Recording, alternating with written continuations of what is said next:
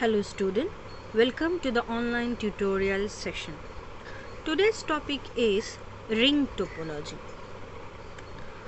In ring topology, each device is serially connected in a closed loop or ring, with each node connected to the two others node. What that is actually, it means that see, from this diagram you are able to see that one system is connected with the rest of the two system. Okay, and here is a dedicated point to point link exists between them. So what is a dedicated point to point in bus? So dedicated point to point means that this system, if it wants to transmit the data or information to this system, then only this pathway is there, and through this pathway this system can transmit. No other system will use this pathway to transmit the data.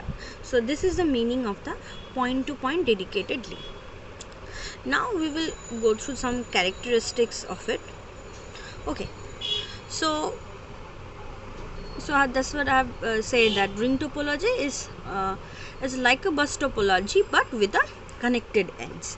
Okay, here it is forming a cycle, or you can say it is forming a loop.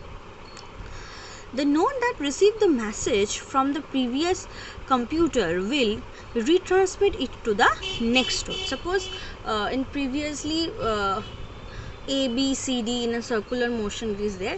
If any of this node want to transmit the message, it will again retransmit to the next node to checking for the destination end. Okay, the data flow is in one direction. Okay, it is a unidirectional one. Why it is saying that it is unidirectional one? Because it is a ring topology. So as it is a ring topology,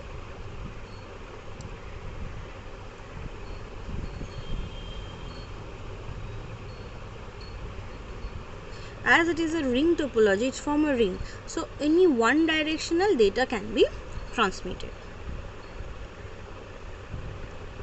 Next characteristics, what? That data flows in a single loop continuously, known as an endless loop. In an endless loop, why it is loop cannot be closed or something like that?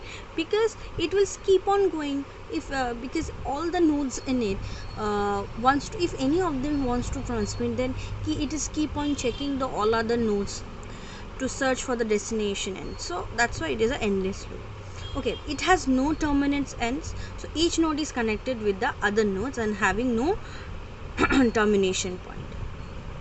And here I am saying that is a unidirectional, but which direction it will transmit the data? So data in the ring topology flows in a clockwise direction, not in an anti-clockwise direction. So what are the functions of it? Why we are using it?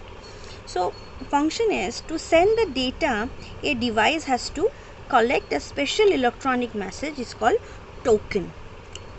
So you can see that here the transmissions can occur through the token passing.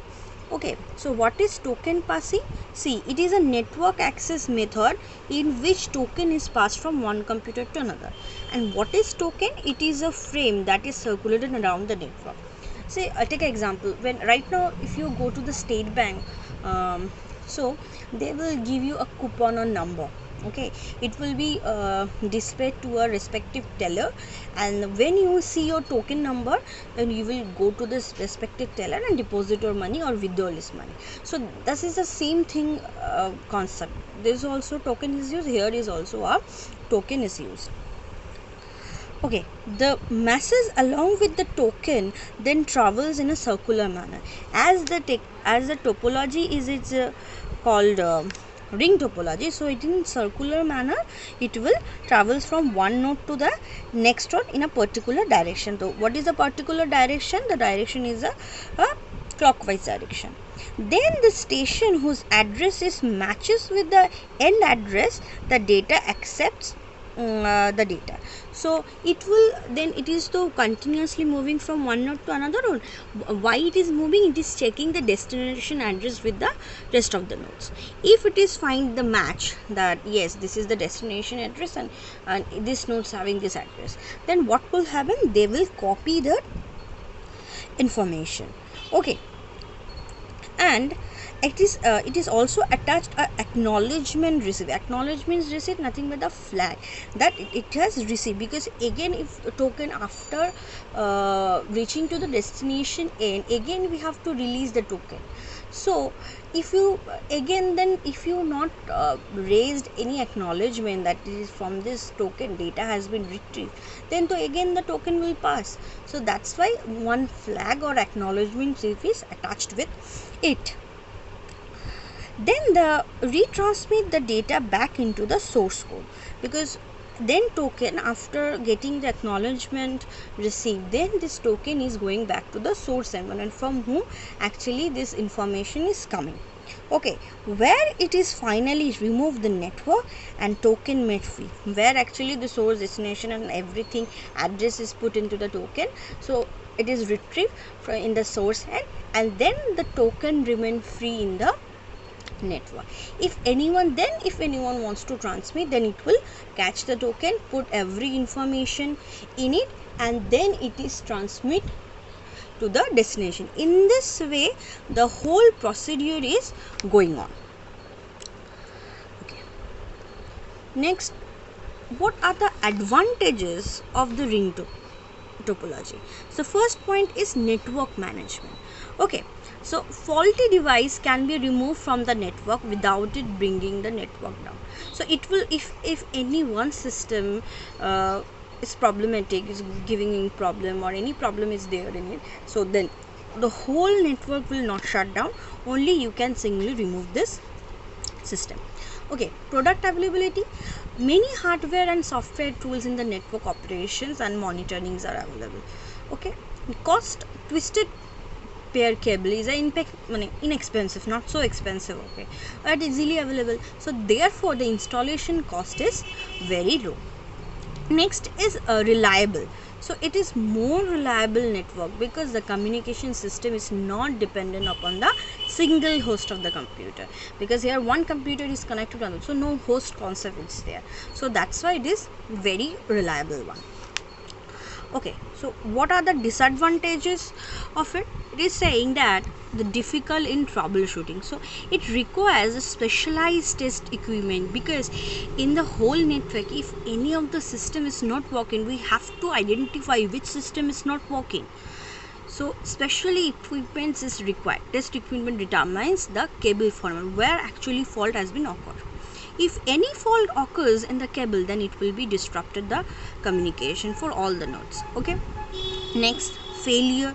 The breakdown in one station leads to the failure of the overall network. It will failure. Okay, reconfiguration difficulties. Adding new device, if you try to add new device to the network, then the it will slow down. The throughput of this network is slow down. Next is delay. Delay is that the communication delay is directly proportional to the number of nodes. If you increase the number of nodes, then it will be showing you halt, and it will give you not actual throughput, something like that. Okay, here another one is that if we make this can be solved, if we make this breakdown of this network can be solved if we use a bidirectional ring. Okay, if you use a bidirectional ring, some extent we can resolve this disadvantage that we are getting in point number 1, difficult troubleshooting and failure. These two disadvantage we can resolve by implementing the bidirectional ring topology. So let me give you the example of it. IBM token ring network uses a ring topology, and FDDI network also use the ring topology. Thank you, student. I am ending my lecture.